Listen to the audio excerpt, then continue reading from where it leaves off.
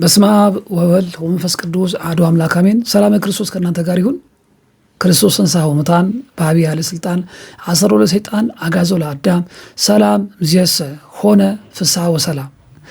እንኳን ለብርሃነ ትንሣኤው በሰላም ያደረሳችሁ። ከብርሃነ ትንሣኤው በሰላም ያደረሰን አምላካችን እግዚአብሔር ከብርሃነ ዕርገቱ በሰላም ያደረሰን። በዚህ በበዓለ ሃምሳ ወቅት ስግደት ይሰገዳል ወይ? ንስሐስ መግባት ይቻላል ወይ? ጾምስ ለምን ተከለከልን? ዓርብ ሮብ ለምን እንበላለን? በዓለ ሃምሳ በመጣ ቁጥር ሁሌም መንፈሳዊ ሕይወታችን ይቀዛቀዛል። በተለይ በአብይ ጾም የቀጠቀጥነው አጋንንት በበዓለ ሃምሳ ይበቀለናል። በአብይ ጾም ሰግደናል፣ ጾመናል፣ ንስሐ ገብተናል፣ ስጋችን አድከመናል፣ ነፍሳችን እጅግ በጣም ሐሴት አድርጋለች። ቀጥሎም ሰሙነ ሕማማት ላይ በርትተናል። ደስ የሚል መንፈሳዊ ልምምድ ነበረን። ትንሣኤው መጣ። ደግሞ ትንሣኤው ሲመጣ ሁላችንም ደስ ብሎናል። ነገር ግን በስጋ በኩል የምናገኘው ደስታ ለመንፈሳዊ ሕይወታችን መቀዛቀዝ ጉልሁን ድርሻ ይወስዳልና ምን ማድረግ ይገባናል? በዚህ በበዓለ ሃምሳ እንዴት ባለ መንፈሳዊ ሕይወት ነው መበርታት የምንችለው የሚለውን ጥያቄ ብዙዎቻችሁ በውስጥ መስመር የጠየቃችሁኝ ነው፣ በቴሌግራም፣ በዋትሳፕ፣ በኢሞ። ስለዚህ ዛሬ ይህን ጥያቄ መልስ የሚሰጥ ቪዲዮ ነው ይዤላችሁ የመጣሁት። በተለይ በመናፍስት ውጊያ ላይ ላላችሁ ወንድሞቼ ይህ ቪዲዮ ስለሚጠቅማችሁ ላይክ፣ ሼር ያደረጋችሁ ለብዙዎች አድርሱ። ኮሜንት ላይ የገባችሁ የምትጽፏትን ነገር በኋላ ነግራችኋለሁ። እስከዛው ድረስ ግን እንኳን አደረሳችሁ፣ እንኳን አብሮ አደረሰን እያላችሁ ኮሜንት ላይ የጻፋችሁ ትምህርቱን ትከታተላላችሁ። ወደ በኋላ አካባቢ ደግሞ ምን እያላችሁ እንደምትጽፉ እነግራችኋለሁና እስከ ቪዲዮ መጨረሻ አብራችሁ እንድትቆዩ ስል በልዑል እግዚአብሔር ስም ጥሬን አቀርባለሁ። እንግዲህ እንደሚታወቀው በዐቢይ ጾም ወቅት ጌታችን መድኃኒታችን ኢየሱስ ክርስቶስ ወደ ገዳመ ቆሮንጦስ ወርዶ ጾሙን ጾሞ ዲያብሎስን ድል ነስቶ ለእኛም ይህን ስርዓት ሰርቶልን እኛም ደግሞ ዛሬ በሕይወታችን ውስጥ መናፍስት እንዳያጠቁን እንዳያሸንፉን እግዚአብሔር ሁሌም በእኛ ለአሸናፊ እንዲሆን ለእግዚአብሔር ፈቅደንለት ንስሐ ገብተን ታርቀን ጾምን መጾም ጀምረን መስገድ ጀምረን ስጋችን እየጎሰምን ቆይተን ጌታችን አምላካችን መድኃኒታችን ኢየሱስ ክርስቶስ ወደ ጾሙን የጾመው በነገራችን ላይ ዲያብሎስን ድል ማሸነፍ እንደሚቻል በምን በጾምና በጸሎት እኛን ሊያስተምረን ብቻ ሳይሆን በተግባር ሊያሳየን ነው እና እኛም በኋላ እኛን ለማዳን ሲል የተቀበለው መከራ በማሰብ ሕማሙን የሰው ልጅ መካፈል አይችልም። ማናችን ሆኖን ልንካፈሉ አንችልም። ነገር ግን ሕማሙን ለማሰብ በሚያስችሉ መንፈሳዊ ልምዶች ላይ ስጋን በመቅጣት በመጾም በመጸለይ አብዝተን ነፍሳችን በማሰብ ነፍሳችን ስናስብ ክርስቶስ እናስባለን እና ክርስቶስ ስለኛ የከፈለን መከራ በማሰብ ከቤተ መቅደስ ተገኝታችሁ ብርሃነ ትንሣኤው ላያችሁት ወንድሞቼ እንኳን ለብርሃነ ትንሣኤ በሰላም አደረሳችሁ። በያላችሁበት መሆናችሁ ደግሞ ከዚህ በረከት በቴሌግራም በዩቲዩብ እና በተለያዩ ፕላትፎርሞች ስትከታተሉ የነበራችሁ ወንድሞች ያላችሁና በእውነት የበዓሉ በረከት ለሁላችሁም ይድረሳችሁ።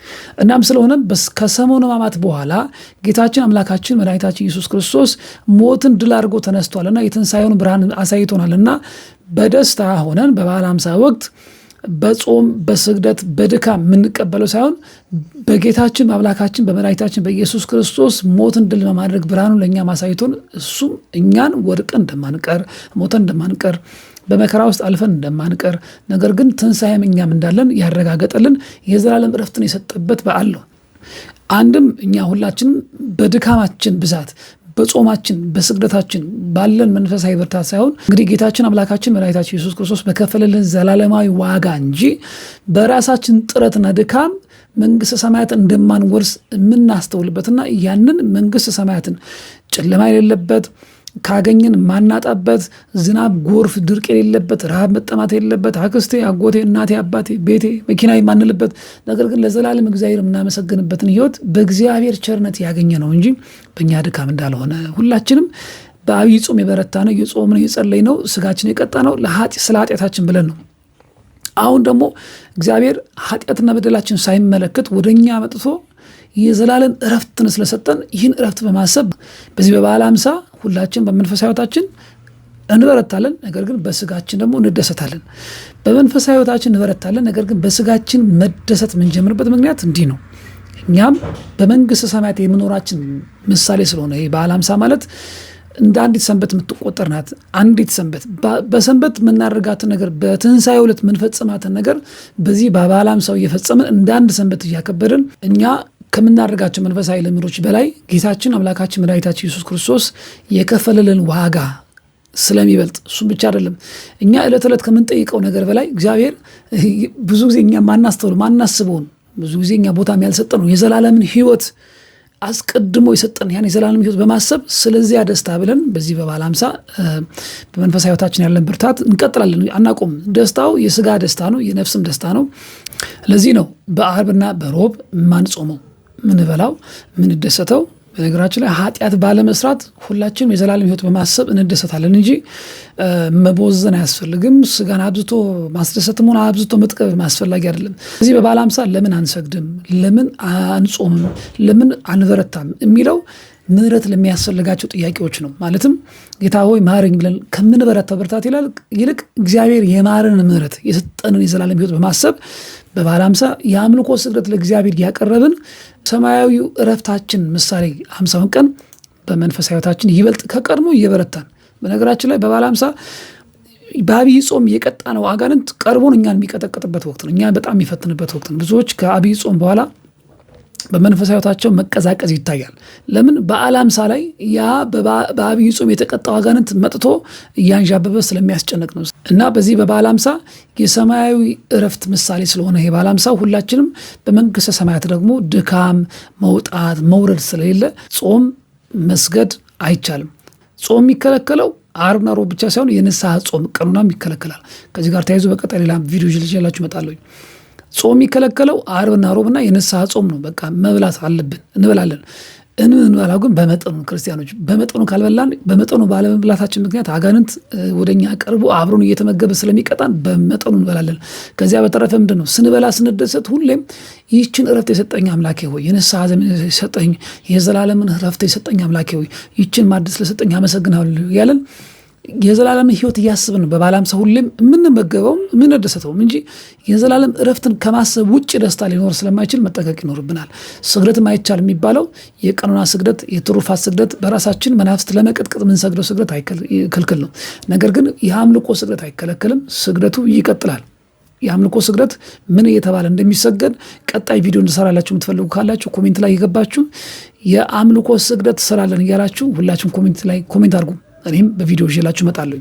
ሌላው የሰኔ ጾም እየመጣ ስለሆነ ለሰኔ ጾም መዘጋጀት የሆነን ዘንድ ስጋችንን በእረፍት እናቆያለን፣ ለሰኔ ጾም እንበረታለን ማለት ነው እና በፍትሐ ነገሥት አንቀጽ 19 ቁጥር 639 ላይ ደግሞ በዚህ በበዓለ ሃምሳ ጾም፣ ማዘን፣ እንደዚሁ ድካም ማድረግ እንደሌለብን በግልጽ የተቀመጠ ነገር አለ። ስለዚህ አባቶቻችን በፍትሐ ነገሥት ያስቀመጡትን ሕግ ማዘን የለም፣ መጾም የለም፣ መስገድ የለም ብለው በፍትሐ ነገሥት እንዳስቀመጡልን ሐዋርያትም ነው በቀደመው ጊዜ በሐዋርያት ሥራ ምዕራፍ 15 ቁጥር 28 እስከ ቁጥር 29 ላይ ከሚያስፈልገው በቀር ሌላ ሸክም እንዳንጭንባችሁ እኛና መንፈስ ቅዱስ ፈቅደናል ይላሉ።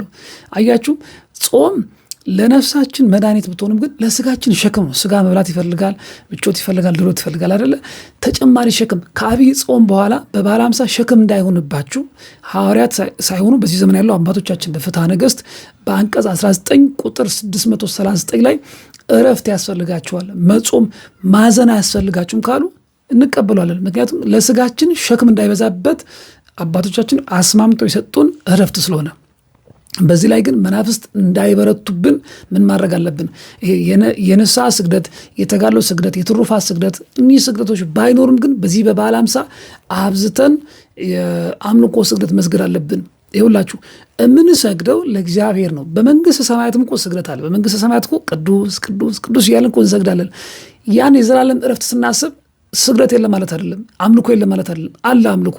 ስለዚህ ያንን አምልኮ ደግሞ ዛሬም እኛ በሕይወታችን ውስጥ እንዲገለጥ ማድረግ በማዘን ሳይሆን በስግደት ይልክ ወይ በተጋድሎ ይልክ እድናለሁ ብለን ሳይሆን እንዲሁ በጸጋው እግዚአብሔር ስላዳነን በዚህ በበዓለ ሃምሳም ደግሞ መናፍስትም ደግሞ እኛ ላይ የሚሰለጥኑበት ወቅት ስለሆነ ለእግዚአብሔር አምላክ በመስገድ መናፍስትን እንቀጠቅጣቸዋለን፣ ወይም መናፍስትን እንዲቀጠቀጡ እንሰግዳለን። እኛ ከዚህ ቀደም እንደነገርኳችሁ እኛ መናፍስትን በቀጥታ አንቀጠቅጣቸውም። እግዚአብሔር በእኛ ላይ ያለው መንፈስ እንዲቀጠቅጥልን በአምልኮተ እግዚአብሔር እንበረታለን ማለት ነው እና እንደሚታወቀው የአምልኮ ስግደት እንደ ንስሐና እንደ ትሩፋት ስግደት ስጋን ለማድከም ሳይሆን አምልኮትን ለመግለጽ የምንጠቀሙ መሆኑን ሁላችን እንገነዘባለን ብዬ አስባለሁ። የአምልኮ ስግደት ስንሰግድ እኔ በመስገዴ ምክንያት፣ እኔ በድካሜ ምክንያት፣ እኔ ይህን ያክል በመበርታቴ ምክንያት መናፍስት ይሸነፉልኛል ብለን አይደለም የምንሰግደው። ይልቁንም ለእግዚአብሔር የአምልኮ ስግደት ስለሚገባው በዚህ በበዓለ ሃምሳም የማይቋረጠው ስግደት የትኛው ስግደት ነው? የአምልኮ ስግደት ነው። ስለዚህ ይህን ስግደት ባለማቋረጥ መናፍስት እንዲቀጠቀጡ በር መክፈት አለብን። ከዚያ በተረፈ መቁጠሪያ መጠቀም ይቻላል። ምክንያቱም መቁጠሪያ ማለት መናፍስትን የምናዝበት፣ መናፍስትን የምንቀጠቅጥበት፣ ለጸሎትነት የምንጠቀመው የጸሎት ዕቃ ስለሆነ በበዓለ ሃምሳ ጸሎት ያስፈልጋል። ጸሎት አያስፈልግም አላሉም አባቶቻችን። ጾም፣ ስግደት፣ ማዘን። ይሄ ምንድን ነው? ጾሙ ስጋችን በማድከም ምሕረት ማግኘት የምንፈልግ ሆነ አይደለም። ስጋችን በማድከም ካገኘን ምሕረት በላይ እግዚአብሔር እንዲሁ በቸርነቱ የሰጠን ምሕረት፣ የዘላለም ዕረፍት እሱ ይበልጣል። ያን በማሰብ በዚህ በበዓለ ሃምሳ እንበረታ ማለት ነው። በቀጣይ ደግሞ መሰራላችሁ ቪዲዮ ምንድን ነው? ከበዓለ ሃምሳ ጋር ተያይዞ ንስሐ መግባት ይቻላል ወይስ አይቻልም የሚለው ጥያቄ መልስ የሚሰጥ ሰፊ ቪዲዮ ይዤላችሁ እመጣለሁኝ። ስለዚህ እንደ አጠቃላይ በዚህ በበዓለ ሃምሳ እረፍት ነው ብለን ስንል ነፍሳችንና ስጋችን የምናሳርፍበት ወቅት ቢሆንም ግን መናፍስት በእኛ ላይ በእረፍታችን ጊዜ እየመጡ ስለሚዋጉንና ወደኋላ ስለሚጎቱትን ስለሚያዝሉን ያልተከለከሉንን መንፈሳዊ ልምዶች ልንቀጥል ይገባል። ይህ ምንድን ነው? የአምልኮ ስግደት ነው። አንደኛው ይህ ነው። ሌላው መቁጠሪያ መጠቀም፣ መጸለይ። ጸሎት በራሱ ሳናቋርጥ ልንጸልይ ይገባል። መጸለይ አናቋርጥም። የአምልኮ ስግደት አናቋርጥም። መቁጠሪያ መጠቀም አናቋርጥም። ስለዚህ ከዚህ ቪዲዮ ትምህርት ያገኛችሁት ወንድሞቼ ይህን ቪዲዮ ላይክ አድርጉ፣ ወረድ ብላችሁ ሼር ማድረጋችሁ እንዳትረሱ። እንዲሁም ለብዙዎች በቴሌግራም በዋትሳፕ በኢሞ ሼር አድርጉላቸው። ይህን ቪዲዮም እየቆረጣችሁ ቲክቶክ ላይ ለጥፉ።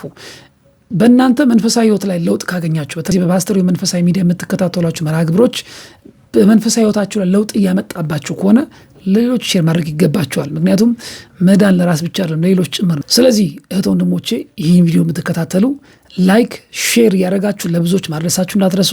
ቻናሉን ሰብስክራይብ እያደረጋችሁ እናሳድገው እባካችሁን። በዚህ መንፈሳዊ ሚዲያ ለእናንተ ይጠቅሟቸዋል ብዬ ማስባቸው መንፈሳዊ መርሃ ግብሮች ከብዙ ዝግጅት በኋላ ልዤላችሁ መጣው። ከአገልግሎት ጋር በተያያዘ ቤተክርስቲያን ላይ ስለማገለግል እውነት ለመናገር በቂ ጊዜ የለኝም። ባለችን ጊዜ እየመጣሁ ነው እናንተን ለማስተማርም ሆነ እናንተ በመንፈሳዊ ህይወታችሁ እንድትበረቱ ለማድረግ የተለያዩ መርሃ ግብሮች ይዤላችሁ የመጣሁ ያለሁት። እናንተም ደግሞ የበኩላችሁን አስተዋጽኦ አድርጉ። እስቲ ስትገቡ ላይክ አድርጉ፣ ኮሜንት ላይ የገባችሁ ሀሳብ አስተያየቶቻችሁን አስቀምጡልኝ። ቻናሉን ሰብስክራይብ ከማድረግን ባሻገር ቲክቶክ ላይም እየገባችሁ ፌስቡክ ላይም በቴሌግራም በኢሞ በዋትሳፕም እነዚህን መርሃ ግብሮች ሼር እያደረጋችሁ ለብዙዎች አድርሱ። ስለዚህ በዚህ በበዓለ ሃምሳ ሁላችንም ምን ማድረግ እንደሚገባን የሚተላለፍላችሁ መንፈሳዊ መልእክቶችን እየተጠቀማችሁ በመንፈሳዊ ህይወታችሁ እየበረታችሁ ለብርሃነ ዕርገቱ እንዲያደርሰን አምላካችን እግዚአብሔር ሁላችንም ይርዳን፣ ያግዘን። ሰላም እግዚአብሔር ከሁላችን ጋር ይሁን።